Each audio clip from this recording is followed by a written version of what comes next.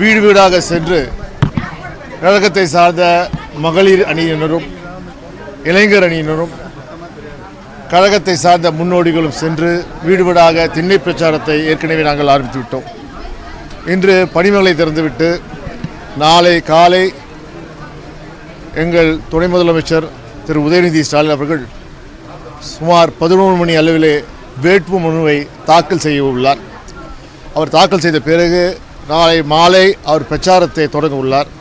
தொடர்ந்து 3ஆம் தேதி காலையும் மாலையும் அவர் போட்டியிடுகின்ற சேப்பாக்கம் மற்றும் திருவல்லிக்கேணியிலே தெரு தெருவாக சென்று மக்களை சந்தித்து வாக்குகளை சேகரிக்க உள்ளார்.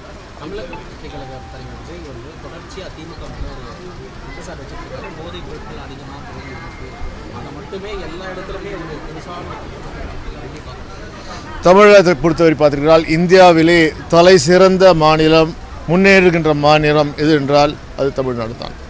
இன்று இந்திய அளவிலே பொருளாதார வளர்ச்சி 11.2% தொட்டு முன்னேற்ற பாதையிலே எங்கள் நமது தமிழக திராவிட முதல்வர் திரு முத்துவேல் கருணாநிதி அவர்கள் தமிழ்நாட்டை முதலிடத்தில் வைத்துக் கொண்டிருக்கிறார். இதுவும் அதிக அளவிலே அந்நிய முதலீட்டை ஈர்க்கின்ற மாநிலமாக தமிழகம் தெரிவிக்கிறது. மேலும் கல்வியிலும் வேலைவாய்ப்பை வழங்குவதிலும் சிறந்த மாநிலமாக தமிழ்நாடு இருக்குது.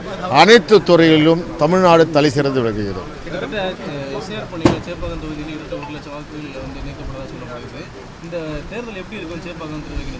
நீங்கள் பார்த்தீர்கள் என்றால் கட்டாயமாக சென்ற முறை வென்றதை விட அதிகமான வாக்கு வித்தியாசத்தில் எங்கள் துணை முதலமைச்சர் இளைஞர் அணி செயலாளர் திரு உதயநிதி வெற்றி பெறுவார். அதற்கு காரணம் பார்த்தீங்கன்னா 5 ஆண்டுகளிலே அவர் நடக்காத தெரு இல்லை. இந்த ஒவ்வொரு பகுதியில் உள்ள மக்கள்களை வட்டவாரியாக ஒவ்வொருவரையும் குறைந்தபட்ச மாதத்தில் 4 முறையாவது அவர் சந்திச்சிருக்கார் ஒவ்வொருவரையும். ஏனென்றால் தொடர்ந்து மக்கள் பணியில் ஈடுபடுறார்.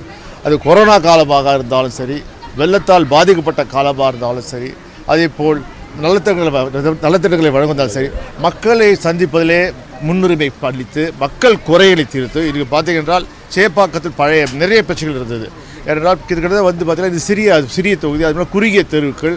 இங்கே இப்போ பார்த்தீங்கன்னா என்றால் மக்களுக்கு முதலாக குடிசை மாற்று வீடுகள் கட்டிய இடம் பார்த்தீங்கன்னா அது சேப்பாக்கம் தான். கலைஞர் காலத்தில் கட்டிய குடிசை மாற்று வீடுகளை மாற்றி புதிதாக திரு உதயநிதி ஸ்டாலின் அவர்கள் பொறுப்பேற்ற பிறகு அவர்கள் மாற்று வீடுகளை 200 சதுரடி வீடுகளை இன்று கிட்டத்தட்ட 480 சதுரடி வீடுகளாக மாற்றி அவர்களுக்கு தந்த பெருமை திரு உதயநிதி ஸ்டாலின் சாரும்.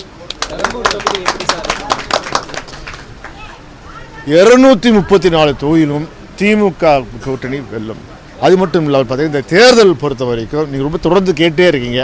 இந்த தேர்தலை பொறுத்த வரைக்கும் அடிமை அதிமுகவுக்கும் தமிழ்நாட்டின் பெருமையை தலைநிமிர்த்து நிற்கின்ற திமுகவுக்கு தான் போட்டி. இன்னும் சொன்னால் அடிமை எடப்பாடி வேண்டுமா, இல்லை தமிழ்நாட்டை தலைமுற வைக்கும் திராவிட மாடல் தலைவன் மு.க. ஸ்டாலின் வேண்டுமா? அதான் மக்களுக்கு இருக்கிற கேள்வி.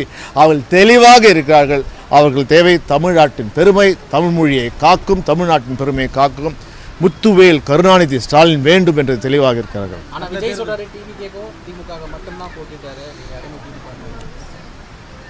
தெளிவாக மக்களிடையே சென்று பார்த்தீர்கள் என்றால் இதுதான் இருக்கு. இப்போ பாஜக பொறுத்தவரை நேரடியாக திமுகவை வீழ்த்த முடியாத காரணத்தினால் மறைமுகமாக பின்புறமாக A டீம் B டீம் என்று A டீமை அதிமுக அடிமை டீமை வச்சிருக்கிறார்கள். இது இன்னொரு அடிமை டீம்.